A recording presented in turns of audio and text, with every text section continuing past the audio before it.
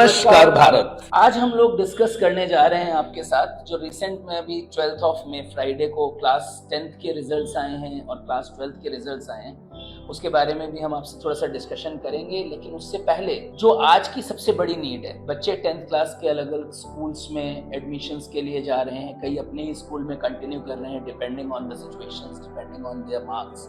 तो सबसे पहली चीज ये है बेटा, जो शुरू से अगर हम ध्यान दे लेते हैं कि एक जो लर्निंग गैप आता है क्लास 10th में और क्लास 11th में, स्पेसिफिकली अगर मैं साइंस स्ट्रीम की बात करता हूँ, बिकॉज हम जो केटर कर रहे हैं वो साइंस स्ट्रीम को ही केटर करते हैं। आप सबको हम अपने प्रीवियस वीडियोस में ऑलरेडी बता भी चुके हैं इस बारे में। तो अब मैं ये चाहता हूँ कि मैं सब्जेक्ट वाइज आपको थोड़ा सा इंट्रोड्यूस करूँ कि कैसी प्रॉब्लम्स आती हैं जिनको अवॉइड करने से हम बेटर परफॉर्म कर सकते हैं। क्योंकि देखिए, टाइम जो है आपका फ्रेम वो रुकने वाला नहीं है, टाइम चलता जाएगा। अभी स्टार्टिंग होगी जून से, जुलाई से अगस्त, सितंबर। पता चला बच्चे को सितंबर या अक्टूबर में जाके ये समझ में आता है कि एक्चुअली मुझे पढ़ाई करनी कैसे थी, लेकिन वो जो बीता हुआ टाइम है आपका 3 या 4 महीने का, वो वापस नहीं आने वाला। और एक बहुत कॉमन एक्सक्यूज है, आप अपने सीनियर से, आपके घर में बड़े भाई बहन हैं, उनसे भी आप डिस्कस कर सकते हैं कि बच्चे को जब तक ये समझ में आता है तब तक काफ़ी टाइम निकल चुका होता है। और हर 12th के हर दूसरे या तीसरे बच्चे की एक प्रॉब्लम है, सर मेरे 11th के बेसिक्स क्लियर नहीं है,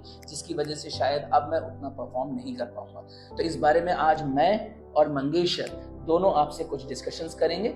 आगे अब आपसे सर बात करते हैं थोड़ी सी। मेनली जब हम 10th से 11th क्लास में टर्न आउट होते हैं तो हम ये देखते हैं कि जो सब्जेक्ट्स हैं, हम साइंस स्ट्रीम में फिजिक्स, केमिस्ट्री, मैथमेटिक्स, बायोलॉजी जो भी हम ऑप्ट कर रहे हैं, पीसीएम, पीसीबी या पीसीएमबी प्लस में अदर सब्जेक्ट्स, तो यहाँ पर हमें टाइम मैनेजमेंट कैसे करना है।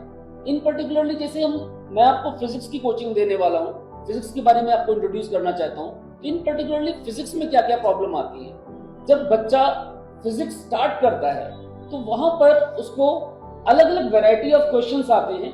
बच्चों को मेनली न्यूमेरिकल्स में प्रॉब्लम आती है। बच्चा कहता है मुझसे न्यूमेरिकल नहीं सॉल्व हो रहे, उसे एनसीईआरटी ढंग से पढ़नी नहीं समझ में आती कि भाई एनसीईआरटी को पढ़ने का एक्चुअल तरीका क्या है। ऐसे रीडिंग से एनसीईआरटी के क्वेश्चंस आपसे नहीं सॉल्व होने वाले।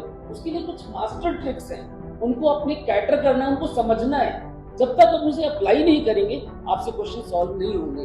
It seems to be very difficult, जबकि इतना डिफिकल्ट है नहीं। अगर हम सिस्टमैटिकली चलते हैं तो इट्स केक वॉक, बहुत आसान है। बस ये है कि आपको अपने कॉन्सेप्ट को एक सिस्टमैटिक वे में, एक प्रॉपर मैनर में समझना है, उनको रिकॉल करना है, अपने फॉर्मूला बेस है उसको कलेक्ट करना है, फॉर्मूला शीट्स बनानी है, उसको अप्लाई करना है।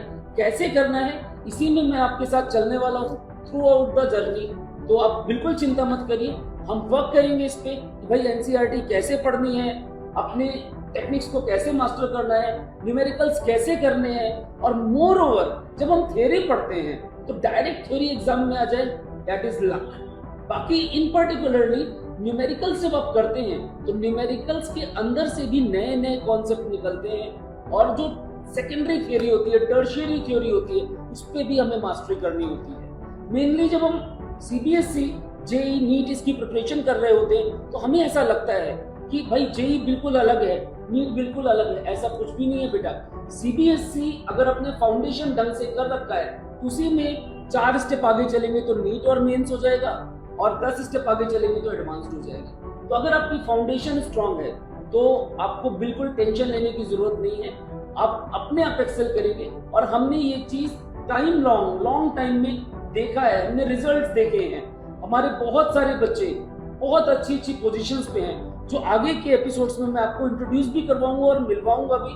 अगर डायरेक्टली नहीं आ सकते, कई फॉरेन कंट्रीज में हैं, कोई यूएस में, इनफैक्ट नासा में भी हमारे बच्चे हैं। अभी बोलते हुए थोड़ा सा ज्यादा लग रहा है कि भाई नासा में, yes there are students in NASA, there are many IAS officers, there are many bureaucrats, there are many doctors, many and thousands and thousands of engineers that have gone through us